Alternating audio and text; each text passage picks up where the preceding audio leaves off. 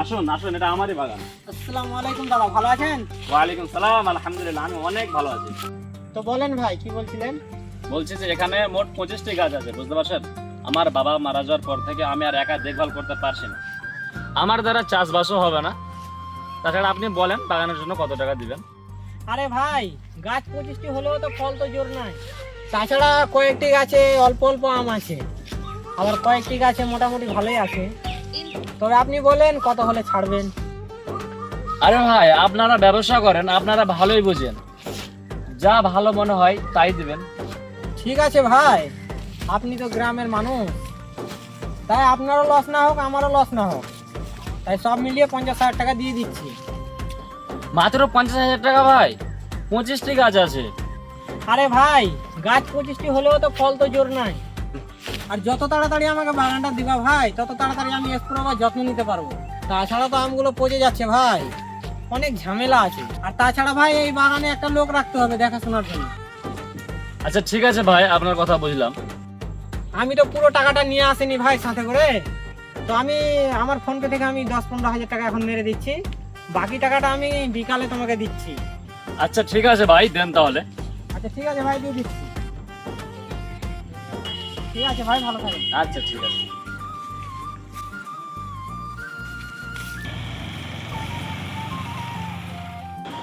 কি ভাই, বাগানটা বিক্রি করে দিলা? হ্যাঁ, আমার ওই পাশের গ্রামের চাষতলার কাছে আমি বিক্রি করে দিয়েছি। তো কত তো বাগানটা বিক্রি করলা? আমি বাগানটা বিক্রি করেছি 50,000 টাকাতে। আরে ভাই, তুমি অত বড় বাগান 50,000 দিয়েছো, ওটা বাগান তো 80,000 হবে। তুমি 80,000 টাকা দিয়ে নিবা বাগানটা? হ্যাঁ ভাই, আমি 80,000 টাকা বাগানটা নেবো, তুমি কি বাগানটা দিবা? আচ্ছা ঠিক আছে ভাই, তাহলে তুমি আমাকে টাকা দাও। আচ্ছা ঠিক আছে ভাই, তুমি বাগানে যাও, আমি বিকালে আসছি।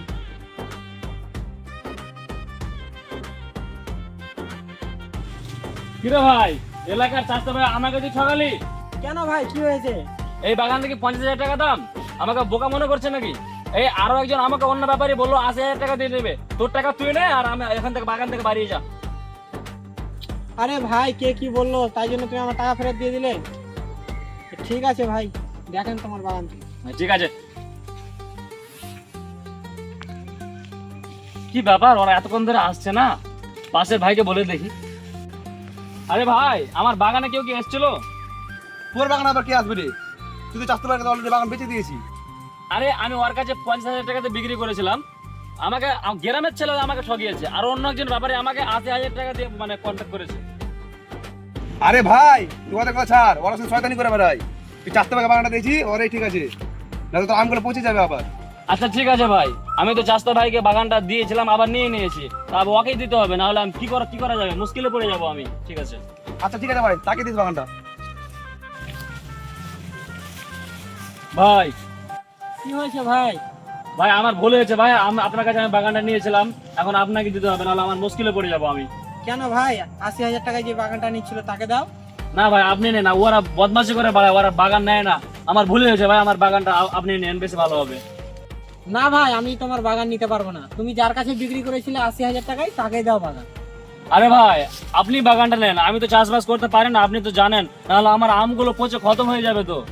আরে ভাই দেখো, যে জায়গায় আমার একবার অপমান হয়ে যায়, আমি সেই জায়গায় দুবারা যাই না। আরে ভাই, 50,000 জায়গায় আপনি 40,000 টাকা নাও না, নাহলে আমার বাগান সব মুশকিলে পড়ে যাবো তো। আরে ভাই, আমি নিতে পারবো না তোমার বাগান, তুমি যার কাছে বিক্রি করেছিলে তাকে দাও, তোমার বাগান ভাই তুমি দেখে নাও।